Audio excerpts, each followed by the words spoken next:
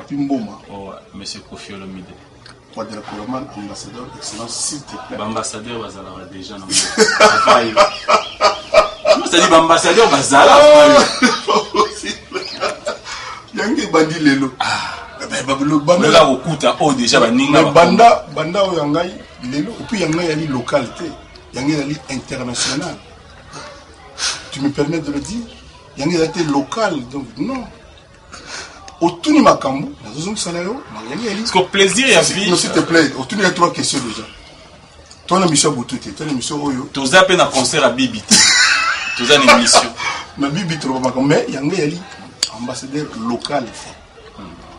International. Bref, petit on bamba sous ordinateur. Au monde on voit Kofi ça la raison de pour bazana bango batumongo bandi pas Kofi. Par exemple, dans la petit monde le nom est Omba. Jos vedette Jos Aïbi Omba. Un jour so yambi autour qu'est-ce qu'il pense de Omba. Mais Aïba n'a été. Mon cas, tu as un peu de maison, tu as bourrou là. Aïba n'a été. Tu as fallu. Parce que tu as un sous à quoi. Par contre, si tu as scola, tu as chanté à la scola. Ça dit que je scola. Si. Moi, tu n'as pas de salamala. Il y a eu dans l'arabe. Ce qui nous tango, Aïba n'a comme on a été Aïba. Une certaine scola. Si vous avez tous eu un bateau, il est rona inconnu, il va bourrou. Afali. La soleil. Aleki bango vraiment na mabu ebele penza te. Voilà, il y a mon okatsa ndingo, il y a mon que non, je sais qu'à petit là comme les autres. Il y a mon ami tout na pourquoi on a patron ya batuni soana.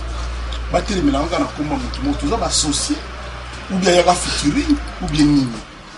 Sur l'idée, il faudra vous attendre à de telles réactions parce que faites avec lui. On revient dimanche au Tigolega, on a Yambagi, on a un artiste. Ce qui est vrai, c'est que propos c'est ça là plaisir par rapport à la découverte. Artiste on a à lobby, on a un concert sur vous en a poto, la grande salle Bozela naga. Les alapena oya tindi qui était à la pekuna, on va salir. Il peut atteindre na oya bino, batuna yé bazalaki. Et que salle pena donc. 1500 personnes. Ça étonnerait que Yobe était sur 3500. Il y a maintenant 100 personnes, on 500 personnes. Bon.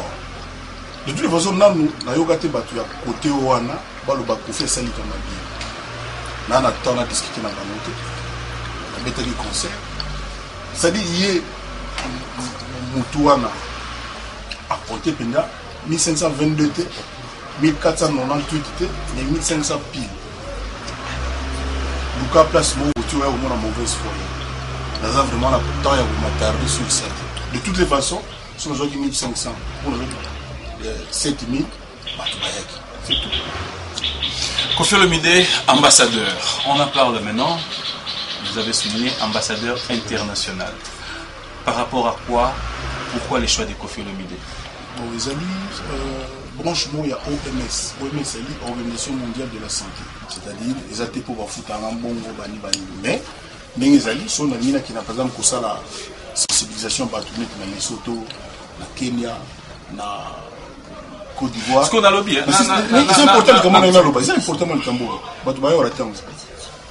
L'émission na yo mais dans l'émission na donc so na qui na pays na yebisi bango ba pesa na moyen billet ba conseiller même na comment tourner na 2 médecins ba ko conseiller na makambo na ko loba et tout. En fait ngai ko na ya promouvoir recherche contre la malaria. Donc na ça promotion la lutte contre la malaria na paludisme. Quadra, une toute petite question me revient. Des yo moko soko vani, bazuyo ambassadeur de bonne volonté, surtout pour la mamboté à Liban. C'est Liban à Wana, Liban à Bisso, Liban à Jacqueline Nala, Liban à artiste musicien, Liban à Gabon. Mais des yo moko awa na Congo, batu mususu yo na bango. Entre artistes mususu go solo la bien té. Il faut quitter mamboya bal. Que pensez-vous quand vous donnez de tels engagements? Et dans mon rapport, qui peut m'envoyer en fait. cas de malaria. Parce que pour nous, il y a banati. Justement, quand la malaria, on est au Kigo Yapé dans Mboga na biso, et l'hôpital qui est l'hôpital qui est bana ya ba. Mais la moni rapport moté là, on a 2-3 personnes, on va mettre la musique na Congo. Il y a 2-3 personnes quand. D'abord, il y a 2-3 personnes en Oga bazo finga.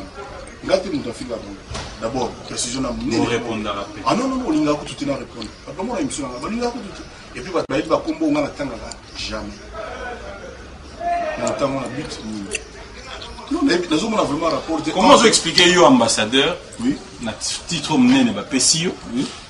Nous allons reconnaître en mot à la télé en direct pour dire que Batuba Yebi Bakombo Otangara jamais. C'est un bon exemple à prêcher. Parce que Batouana Baya ou Benanga, la terre a monté pour na boyaga conflit na bang, na lingala ngati tout soana, neto bana lingala. C'est pour ça na boyaga nga Otanga ni ko ba makamuna bang.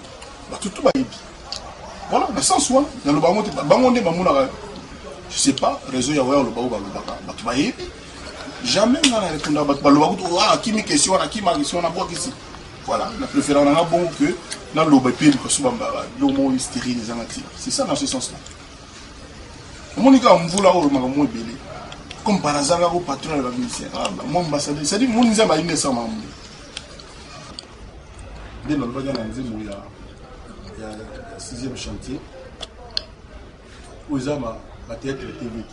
Il y a ma TV, réalité à réalité. Voilà. Et puis, comment faire pour ne pas avoir problème là, papa Wemba? Si papa Wemba a fait l'erreur, ou a salagi, a levé ma gamba le bagi.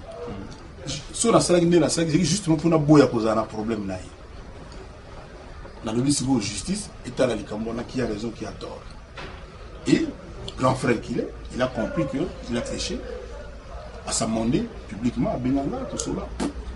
Pour l'accès que le problème est, pour ma réalité, c'est tout ce qu'il fallait. Mon soro déshonoré, Mouninga, c'est la seule façon. Je m'excuse. Il l'a fait. À la Kisanga, que plus que jamais, il a vraiment grand frère. Dans le cas où il jeudi, on a joué un téléphone, on a bengaki. Tout cela, ça vient non, on a obéi à l'élon, Kaku, acoustique, de 19h30, 21h ici. Nous avons parmi les 3-4 premiers clients avec qui on a vendu. Concert magnifique. Papa, il m'a groupe, surtout petit, moi, avec la percussion.